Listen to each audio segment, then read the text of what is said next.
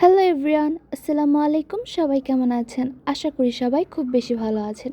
চলে এলাম নতুন একটা রেসিপি নিয়ে। আর আজকে আমাদের রেসিপি হচ্ছে গরু মাংসের রোস্ট। এটি তৈরি করতে আমরা হাফ কেজি গরু মাংস ভালোভাবে পরিষ্কার করে নিয়েছি। এরপর একটি কড়াইয়ে তেল দিয়ে দিব, সাথে দিয়ে দিব ডালচিনি, এলাচ ও পেঁয়াজ মরিচ বাটা। হালকা কষানোর পর দিয়ে দিব পরিমাণ মতো আদা বাটা, রসুন বাটা, লবণ, গরম মশলা, জিরার গুঁড়ো ও ধনিয়ার গুঁড়ো। ভালোভাবে কষানো হয়ে গেলে এতে দিয়ে দিব পরিষ্কার করে রাখা গরু মাংস। তারপর আবারও ভালোভাবে কষাবো।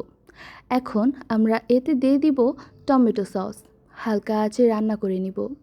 তারপর দিয়ে দিব 1 কাপ লিকুইড দুধ। আপনারা চাইলে টক দই ইউজ করতে পারেন। এরপর 1 কাপ পানি দিয়ে ঢাকনা দিয়ে ঢেকে নিব। নামানোর আগে কাঁচামরিচ দিয়ে সুন্দরভাবে পরিবেশন করব।